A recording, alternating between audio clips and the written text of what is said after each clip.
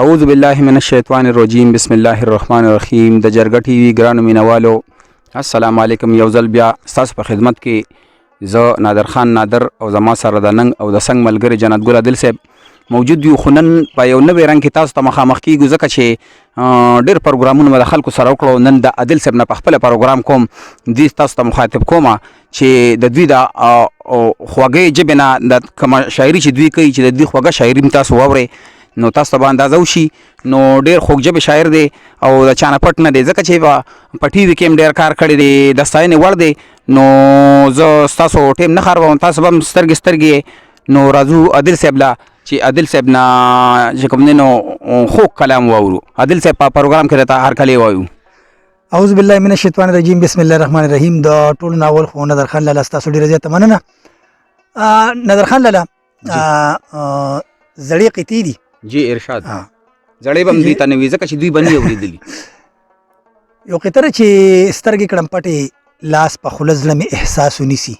سترګې کړم پټې لاس په خوله زړه مې احساس ونیسي چې د غربت نه د خلاصي دلته څوک آس ونیسي. سترګې کړم پټې لاس په خوله زړه مې احساس ونیسي چې د غربت نه د خلاصي دلته څوک آس ونیسي. او کاش چې ګونګې وې کاش چړون وې چې مې هېڅ نه لیدې.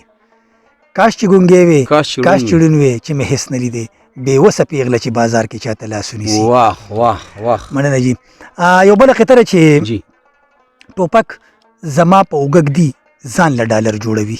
ټوپک زما په اوږک دی ځان له ډالر جوړوي. ټوپک زما په اوږک دی ځان له ډالر جوړوي. خدای دې په شر کې چې زما بچي له شر جوړوي. واه واه. ټوپک زما په اوږک دی ځان له ډالر جوړوي. خدای دې په شر کې چې زما بچي له شر جوړوي. او تاسو خبر یې زه یو داسې مسیحا لرمه. تاسو خبر یې زه یو داسې مسیحا لرمه زما د کور نختر وهي ځان لته ور جوړوي. واه واه. زما د کور نختر وهي ځان لته ور جوړوي.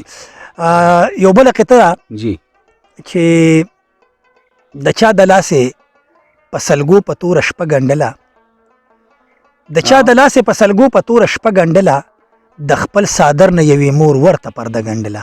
واه واه. د چا د لاسې په سلګو په توره شپه ګنډله د خپل صادر نه یوې مور ورته پرده ګنډله. او د دې سماج د بې حسۍ او بې وسۍ د لاسه د دې سماج د بې حسۍ او بې وسۍ د لاسه د درد په تارې د پر هر سړي کوله خوله ګنډله. واه واه واه. یو نظر خان لاله یو بله قطره چې جی ارشاد. د خلکو زړونه ساتم څه عجیبه کار کومه. د خلکو زړونه ساتم څه عجیبه کار کومه. سله یې دا ده چې اوس خپل ځان ته ازار کومه. د خلکو زړونه ساتم څه عجیبه کار کومه. سله یې دا ده چې اوس خپل ځان ته ازار کومه. او د کار سړي په ګیدړانو باندې مه ماتوئ. د کار سړي په ګیدړانو باندې د کار سړي په ګیدړانو باندې مه ماتوئ.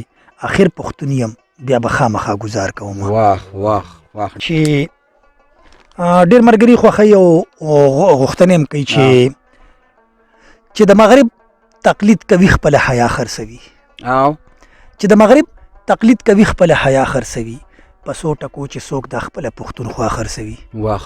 چې د مغرب تقلید کوي خپله حیا خرڅوي. په څو ټکو چې څوک د خپله پښتونخوا خرڅوي.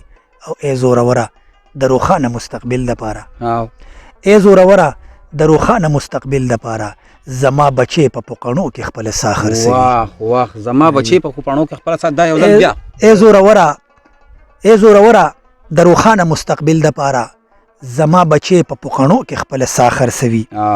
او شعر دی چې په لمبو وسوځي د جنګ تخمونه سله کري. په لمبو وسوځي د جنګ تخمونه سله کري. په لمبو وسوځي د جنګ تخمونه سله کري.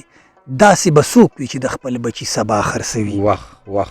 او شعر دی چې د فحاشۍ په بلاګانو مو نور مه ماتوه. د فحاشۍ په بلاګانو مو نور مه ماتوه. د فحاشۍ په بلاګانو مو نور مه ماتوه. زما ځوانان خپله ځواني لکه سودا خرڅوي. واه واه. او شعر دی چې زما په قوم د دې وریځو تیارې ځکه راځي. زما په قوم د دې وریځو تیارې ځکه راځي. زما رهبر زما د شمع نه رڼا خرڅوي. واه. زما په قوم د دې وریځو تیارې ځکه راځي. زما رهبر زما د شمع نه رڼا خرڅوي. او مختره چې وخت د تاوان کې مونږ ټول سر په ګریوان کې ورکو. وخت د تاوان کې مونږ ټول سر په ګریوان کې ورکو. عدل خود به ما پتا او تا په ما خرڅوي. وخت